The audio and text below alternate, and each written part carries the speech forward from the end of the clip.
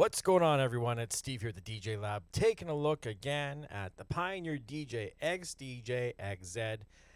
And this is a video talking about what you need to know before you buy this thing, because you know what? It's a great system, but there are some issues that no one's ever going to address, and they're never going to get fixed in a firmware update, obviously, because apparently in the forums they say it's hardware limitations. Let's start out with the beat jump. Did you know that this thing here can only beat jump 8? 8, right? So let me just go back through a track here so we can either beat jump, go back 1, go up 1, go up 2, go back 2, go up 4, go back 4, or go up and go back 8. Well, I don't know who the hell ever needs to beat jump up by 1. That doesn't make any sense. It's just going to fucking train wreck your stuff, right? Going up by 2, same thing. Going up by 4, doesn't seem to make sense to me. Going up by 8, that doesn't seem to be a good suggestion either. You kind of need to be able to go up by at least 16 or 32.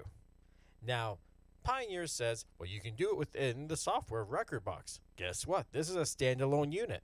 CDJ 2000 Nexus 2s were the same thing. So no surprise, this is essentially a Nexus 2 all-in-one system.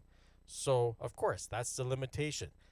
On a CDJ 3000, that is increased. I haven't looked into it, but I'm quite certain that on an RX3, it's probably higher as well, too. So that is a limitation right here on an XDJ-XZ. If you like to do beat jump and you like to jump around like that, this is not the system for you. It just does not work with the damn. And another one I don't quite understand is beat loop. I don't really understand why, if I'm playing a track,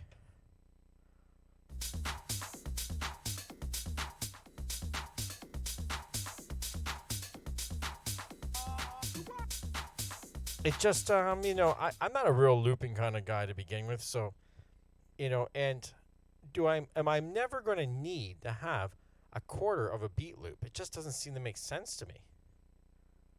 I guess maybe if you're doing one of those, maybe there's some tricks you can do with it, but it just seems kind of pointless. But I tell you some things that are missing.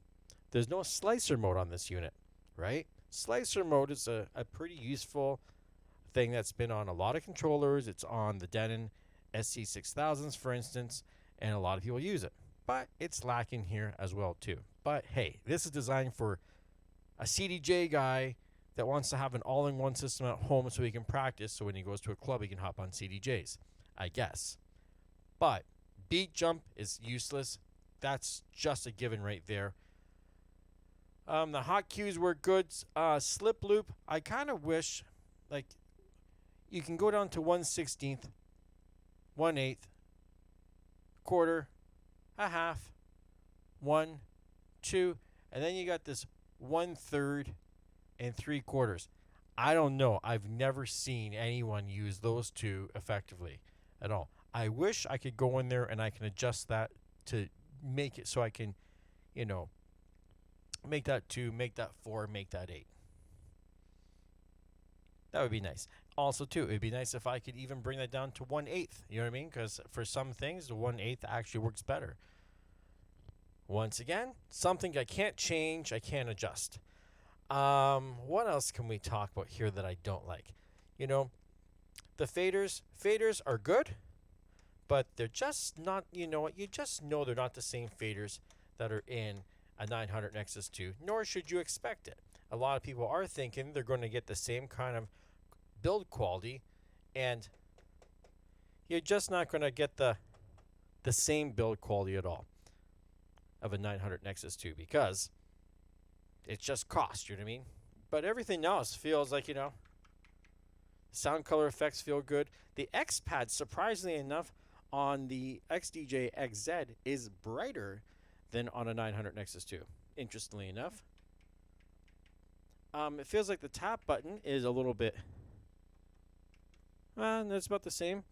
My effects button feels about the same. Everything's pretty good in here. So I'm just gonna I'm just thinking about some of the other things I wasn't really impressed with. There's not that many, to be honest. Oh, here's a big one.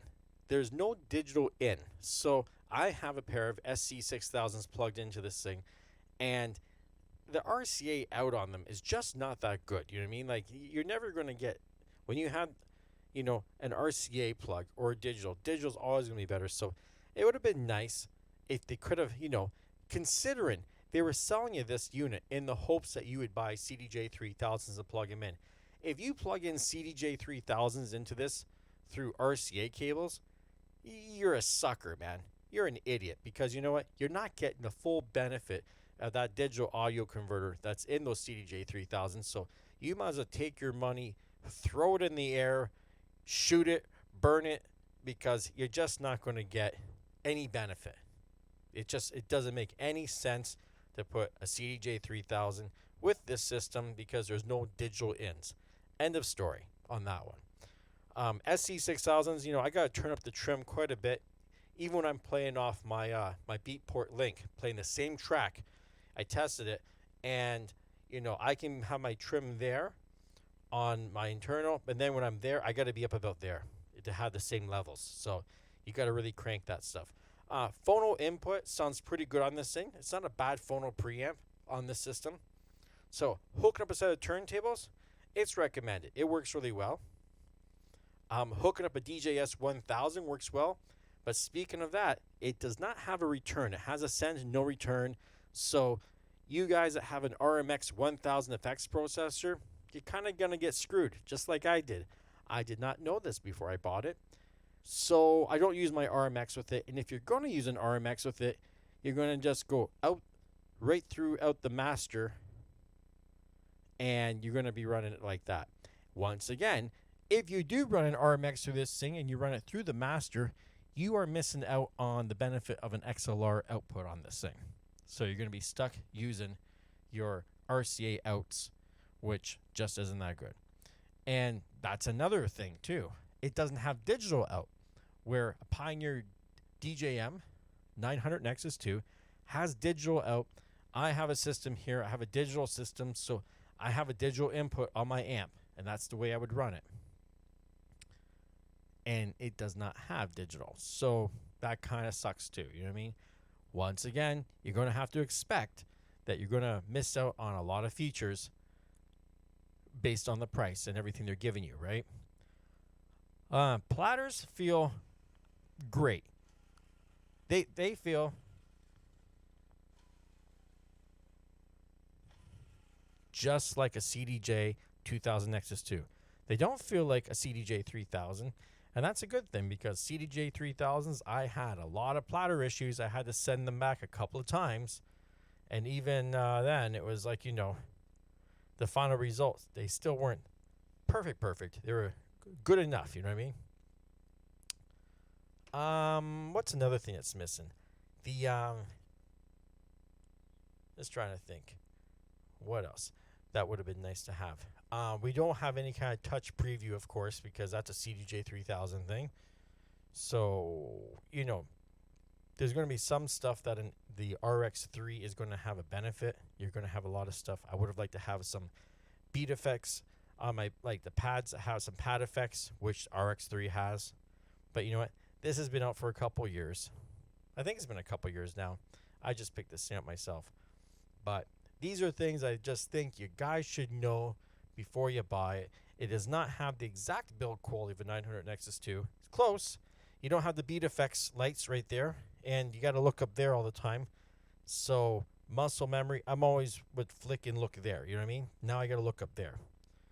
Not too bad, but it is a little bit of a pain in the ass. Sometimes I kind of forget what I'm looking at. Would have been nice for the money if they could have just added a couple goddamn lights right there, just like a 900 Nexus, because that's the idea, right? You're buying this to practice, so when you go to a club, it feels familiar. And it's close, but it could have been closer, right?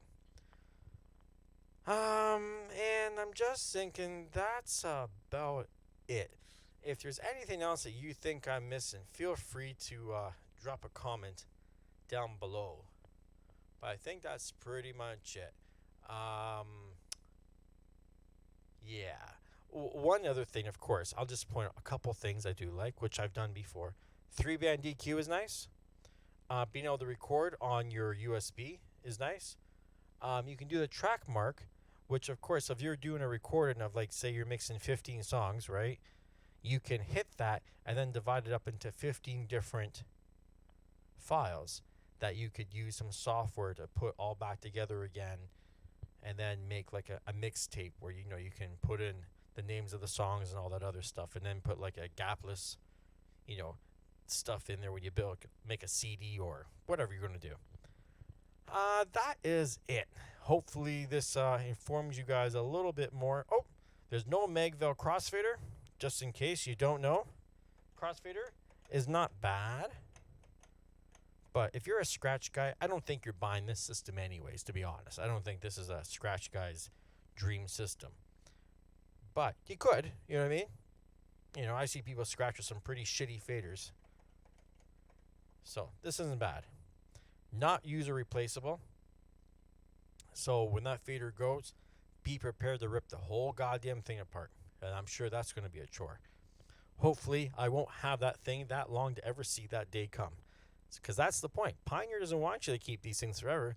They want you to buy one, use it for a couple years, and then go buy another one. That's kind of the way the world is now. Anyways, that is it. Any questions, comments, leave them below. You know what to do. I'll talk to you all soon enough.